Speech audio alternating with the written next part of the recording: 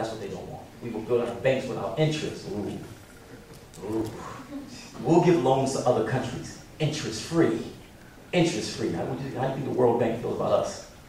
And the IMF feels about us? We flipping the script, y'all. We flipping the script. Justice. Justice for everybody. Go ahead. Okay, I kind of feel bad because I feel like my question is a little bit off topic, but it is directly tied into the title, Israel, the Politics of Genocide.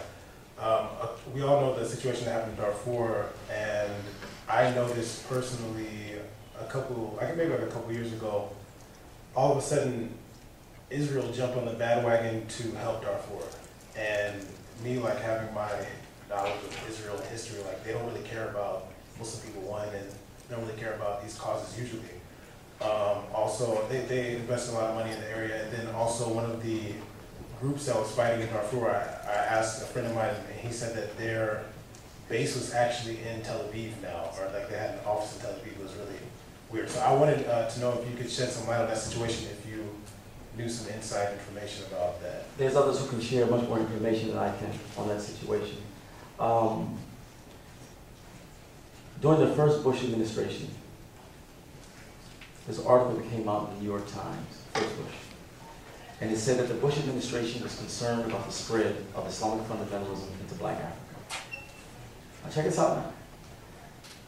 The Bush administration was concerned about the spread of Islamic fundamentalism into Black Africa. And the country that would do it would be the Sudan. The Sudan would be responsible, they felt, for spreading Islamic fundamentalism into Black Africa. Now the reason why that's significant is because now, today, the Sudan is supposed to be Arab. How are you concerned about the spread of Islamic fundamentalism into Black Africa? And these are supposed to be Arabs. Feel me? There's a whole, now, the United States wants the Sudan. The Sudan is the largest country in the Muslim world in terms of square miles. 9 countries border the Sudan. 9 countries border the Sudan. The white Nile and the blue Nile meet in Sudan. Sudan has oil, Sudan got gold. Sudan could feed all of Africa if it got its agricultural act together. That's how huge the Sudan is. Serious oil.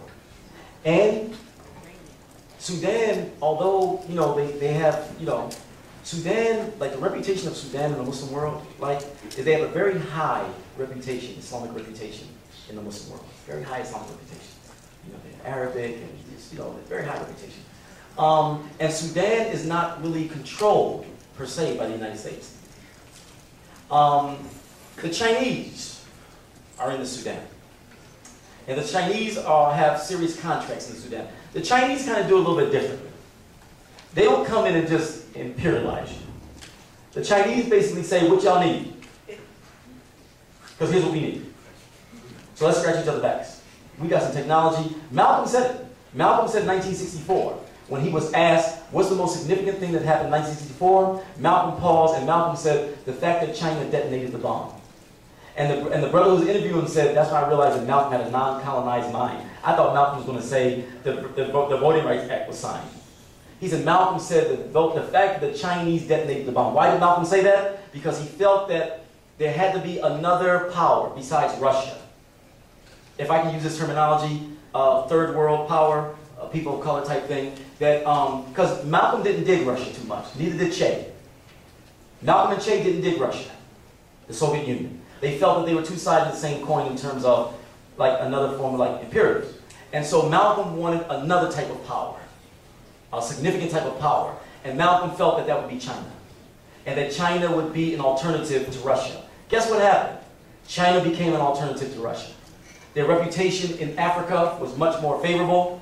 They were supportive of African liberation movements. Some of the Black Panthers went to China, seeking asylum. Right? Robert Williams went to China, seeking asylum. And then they had technology. Well, now China is all throughout Africa. And China is basically saying, what you need a dam? We can build a dam. We can build you a dam. Now we need oil. We need oil. And so China has entered into contracts. And one of the places is the Sudan that they entered into contracts. And now what has happened now check this out, fit the move. The Arabs against the Africans. Nice, fit the move. The Arabs against the Arabs. So the black nationalist black people would say, Arabs. Those Arabs, right? You know, fitna.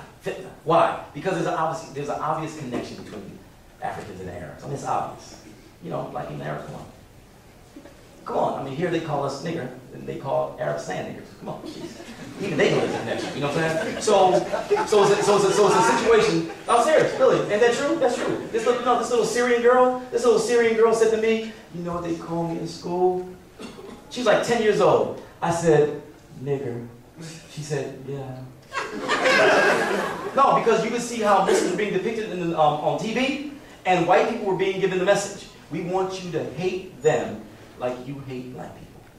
That's the message that white America was being given. Seriously. We want you to hate them like we taught you to hate black people.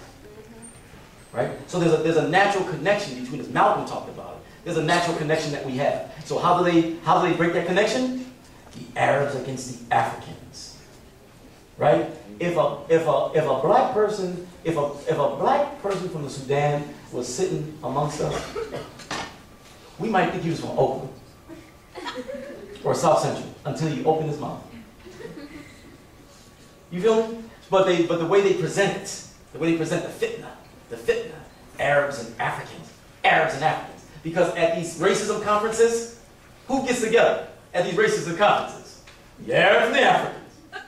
Because the Arabs want to deal with Palestine, and the Africans support that, and the Africans want to deal with reparations for slavery, and the Arabs support them. You feel me? So they gotta break that up. They have to break that up. Really. Check out the book Lathrop Stoddard, The Rising Tide of Color. He wrote it in 1920s. You know what he said? He divided up the book into the black man's land, the brown man's land, and the yellow man's. He's a white supremacist. It's called The Rising Tide of Color. Black man's land, brown man's land, yellow man's land. He said, on the black man's land, there is Islam. He said, this is our problem. On the black man's land, there's Islam. On the brown man's land, Arab, there's Islam. On the yellow man's land, Asia, there's Islam. He said, our problem is going to be pan-Islamism. He said, because these Muslims, and the black man, brown man, and yellow man, they hook up. He said, and Muslims have a tendency, he said, to be more militant. The rising tide of color. And so they have to divide up. They have to divide up the Africans from the Arabs. You know, hey, check this out, y'all. You go to some Arab countries, seriously, I'll end it with this. Maybe. You go to some Arab countries, you go to some Arab countries, you'll see Arabs like in the same family, right? And in the same family, there'll be an Arab who in this country looks like an Arab, or Latino, right? Or Arab, and he'll have somebody in their family who in this country would be considered black. In the same family. Y'all know what I'm talking about. In the same family. You feel me? So there's so much over. Just like there are black people who are Latinos. You watch baseball?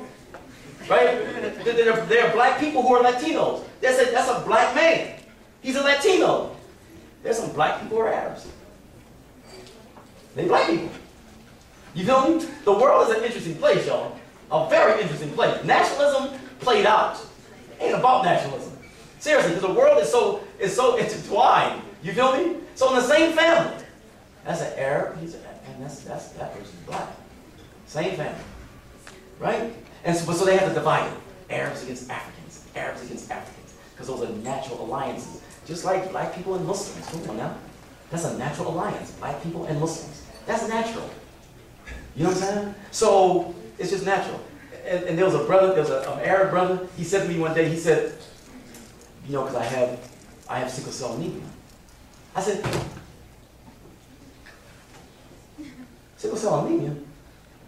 I said, black people get sickle cell anemia. That's what he told us in America. Right? In America, black people get sickle cell. They didn't tell us that Arabs get it too. So I'm tripping. Man, what you doing with sickle cell? Right? He said, that's what a black nurse said. He said, I had an attack. I went to the hospital. There was a black nurse. And she said, what are you doing with sickle cell? Because we were taught that only black people get sickle cell anemia. It's a black people disease. We're connected. Back when I was growing up, whenever they showed maps of Africa, they always showed Arabia along with it. Did you know that? They wouldn't show just Africa. They would show Africa along with Arabia. Do you know why? Because Arabia is attached to Africa. It's only a man-made Suez Canal. It stays in our country. We build our own institutions.